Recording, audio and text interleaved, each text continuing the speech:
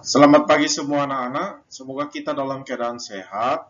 Saat ini kita kembali mengikuti pembelajaran daring. Pada pertemuan yang ketujuh ini, kita akan membahas mengenai materi kita tentang tumbuhan berbiji yang dinamakan dengan spermatopita. Bersama saya, Bapak N. Tarihoran. Ayo kita simak materi berikut ini.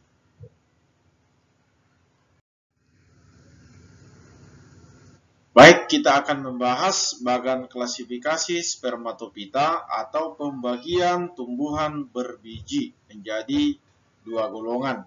Namun sebelum kita bahas materi tersebut, anak-anak juga perlu mengetahui bahwa tumbuhan biji merupakan salah satu jenis kingdom plantae atau kerajaan tumbuhan yang tergolong ke dalam tumbuhan tingkat tertinggi.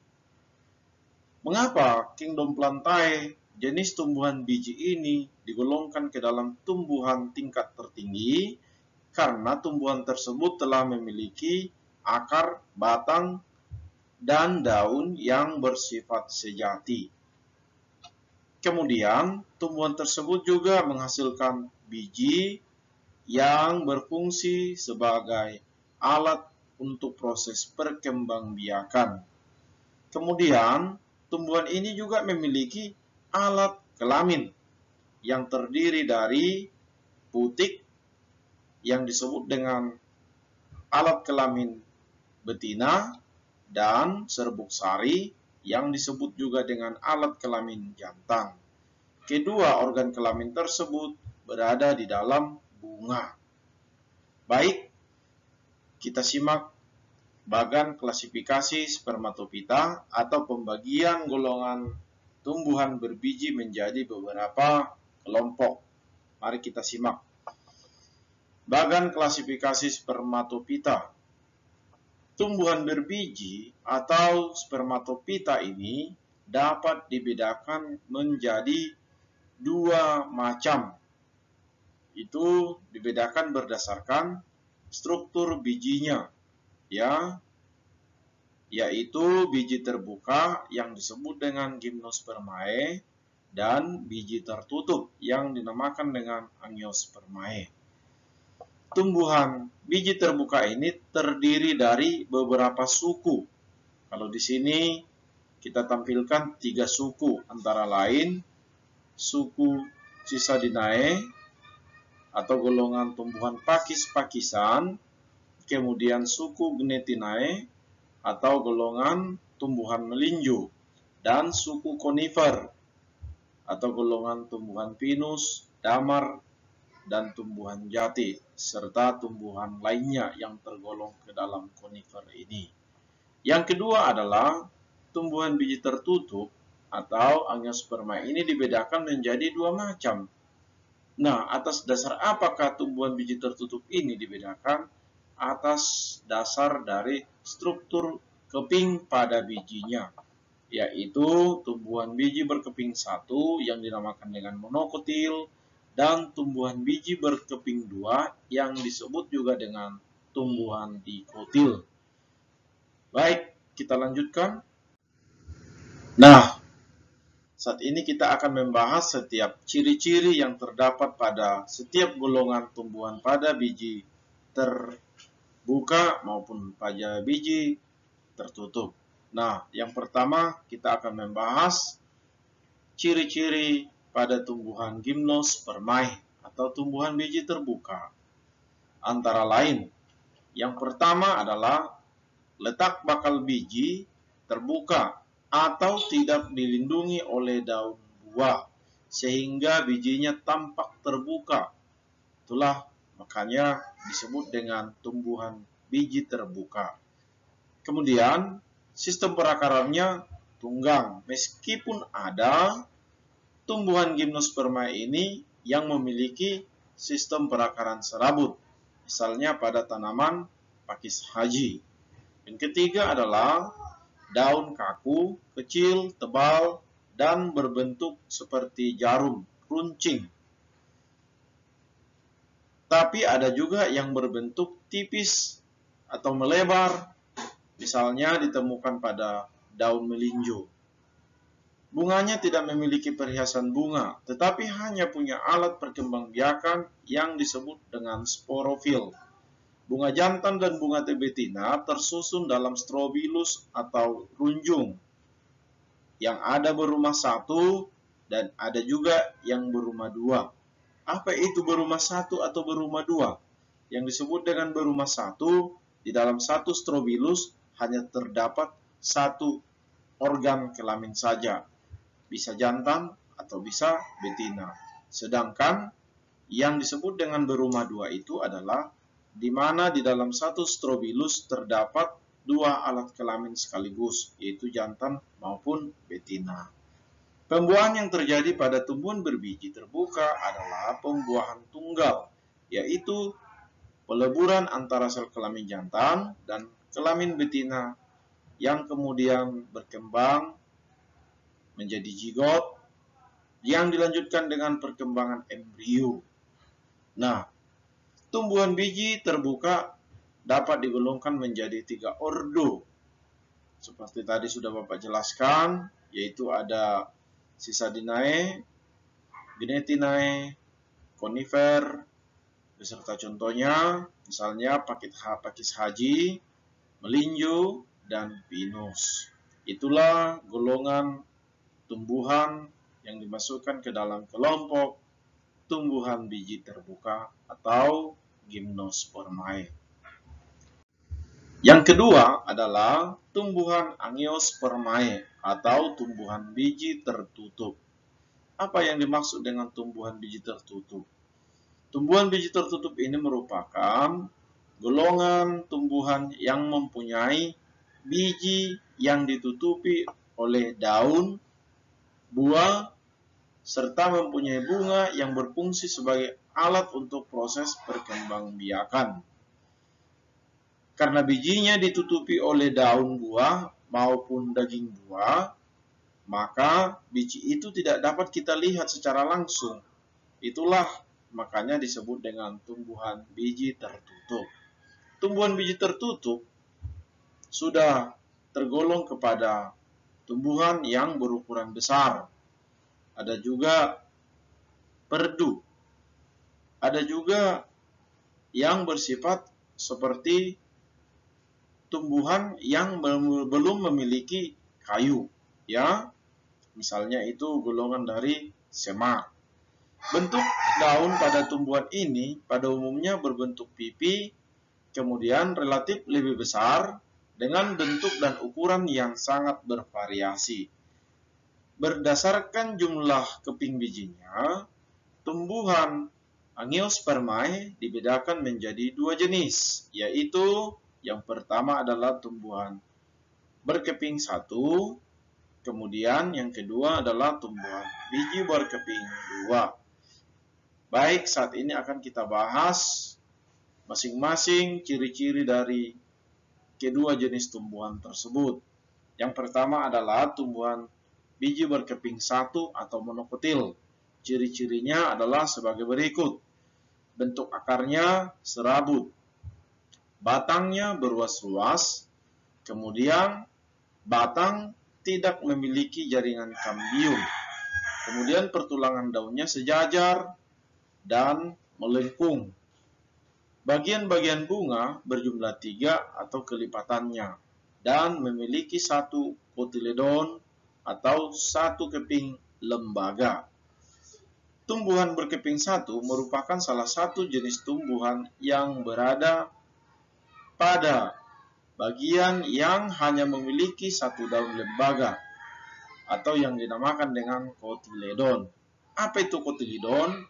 Kotiledon merupakan organ pada bagian biji yang berfungsi sebagai cadangan makanan.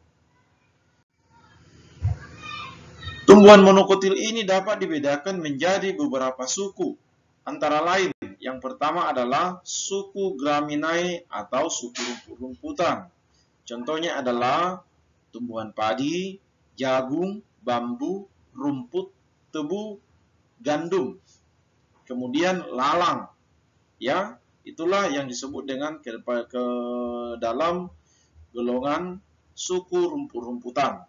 Yang kedua adalah suku pinang-pinangan atau golongan palma.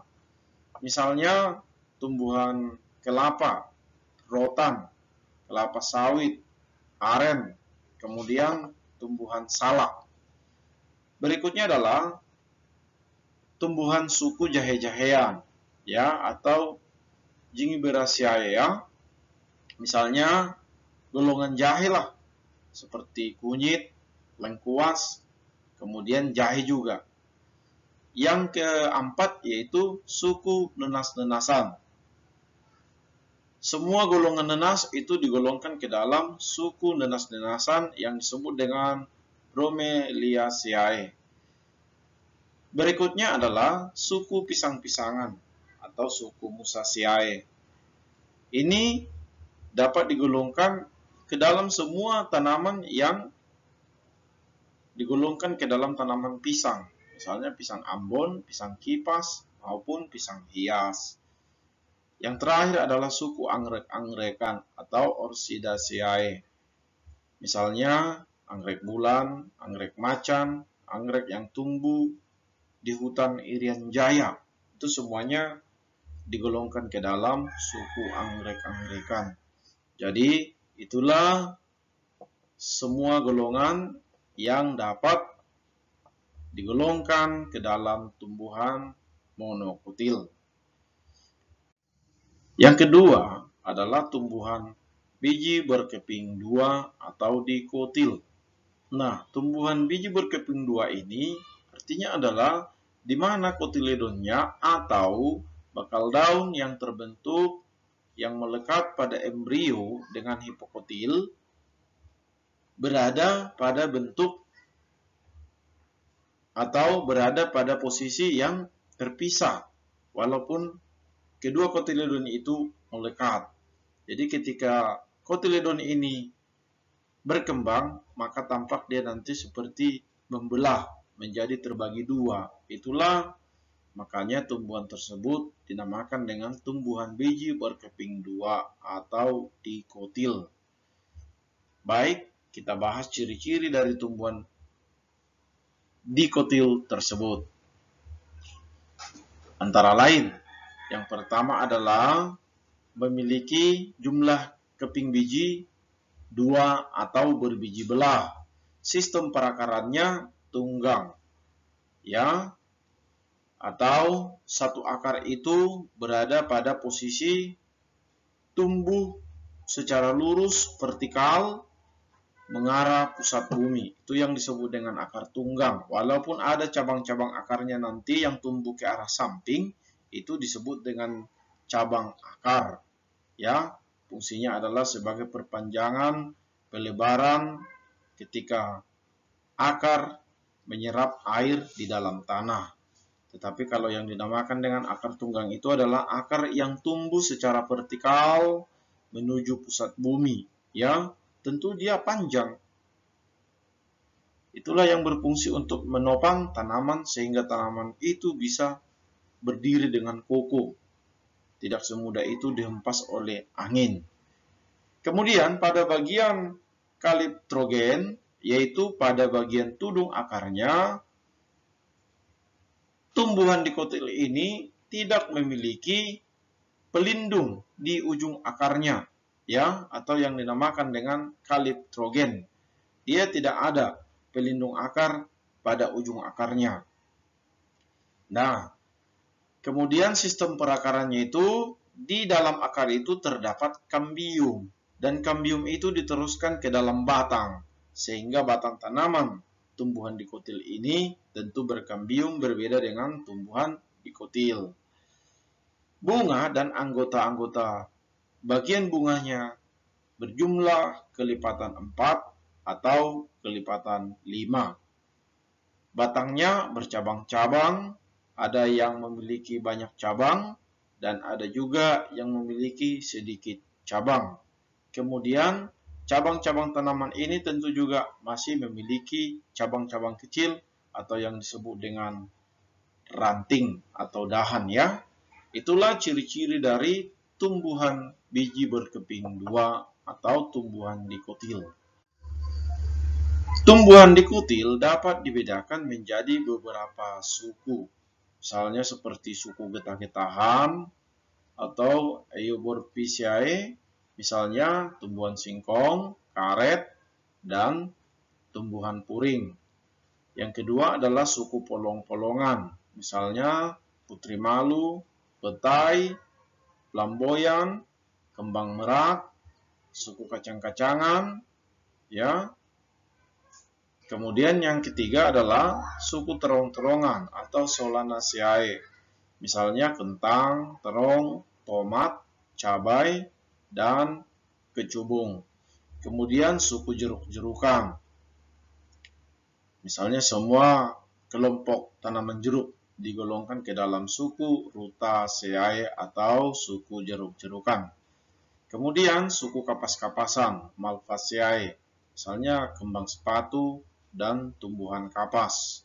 Suku jambu-jambuan yang disebut dengan Myrtaceae, misalnya seperti cengkeh, jambu biji, jambu air, dan jambu monyet. Ya. Yang berikutnya adalah suku komposit atau Compositae, misalnya bunga matahari, bunga dahlia, dan bunga krisan. Itulah tumbuhan yang digolongkan ke dalam kelompok tumbuhan dikotil beserta contoh tumbuhannya. Baik, di akhir modul, di akhir pembelajaran kita ini terdapat tugas. Silahkan dikerjakan tugas ini sebagaimana biasa dikerjakan di buku atau di kertas HVS, ya nak ya. Tentu ini tidak ada lagi permasalahan di dalam pengerjaan tugas dan semuanya jawabannya tentu sudah ada di materi kita baik di modul maupun di tampilan layar slide pada monitor kita masing-masing baik di komputer maupun di handphone. Baik, sampai di sini pembelajaran kita pada saat ini. Sekian dan terima kasih.